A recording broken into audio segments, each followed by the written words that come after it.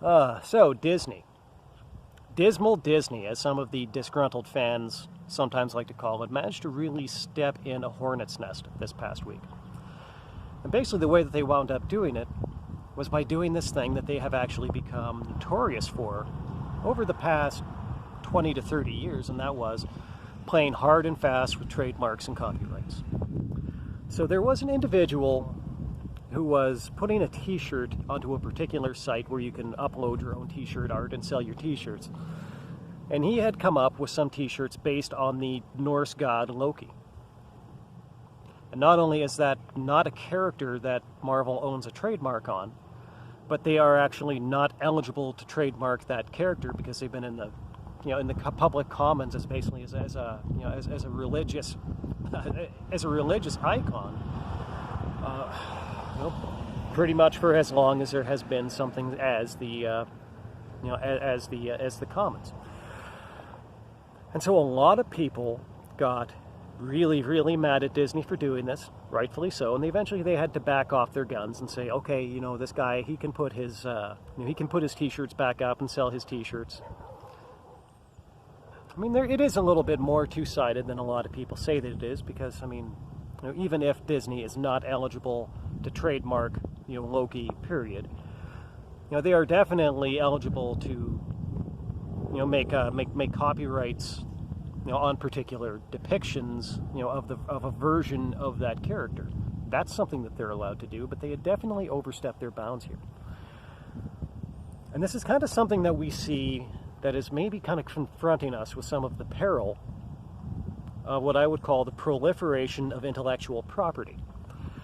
And so over the last few decades, what you've seen is fewer and fewer companies going out and taking ownership of more and more intellectual property.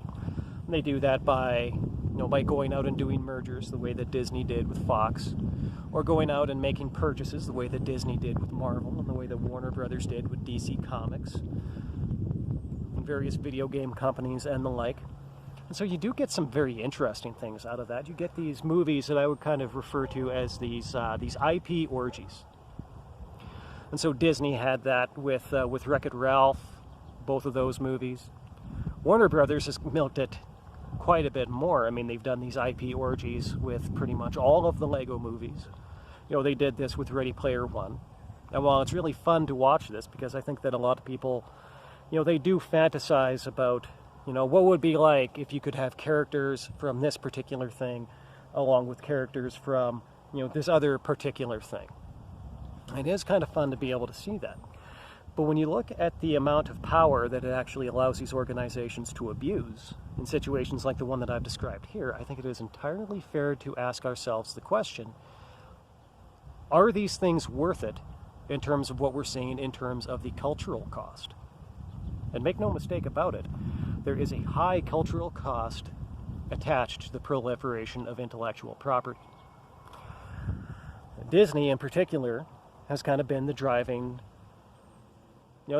culprit, for lack of any better phrase, because they're the ones that keep going out and lobbying successfully for all of these different changes to copyright law that, allow them to extend the duration of their copyright. I mean, frankly, Mickey Mouse, he should have entered the Creative Commons decades ago, but Disney manages to keep getting, the amount of time that they're allowed to copyright a particular character. They manage to keep going and lobbying legislators and getting this time frame extended. Man, my mouth is getting really dry. Like I said, it's 40 degrees today. I still got a lot of water though, so I'm good to go for quite a bit longer yet. But anyway, it is really tough to figure out exactly how to deal with something like this.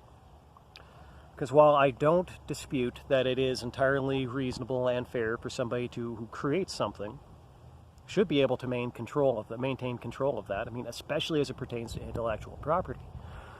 But the simple fact of the matter is that we do see it being abused. These legislative changes over these previous decades, like literally decades, and if you don't believe me, look it up. But these legislative changes that we have seen have definitely opened it up to abuse. Now, should those legislative changes be reversed going forward? Well, I mean, a person would have to contend with a very, very economically and politically powerful and influential organization in Disney in order to do that.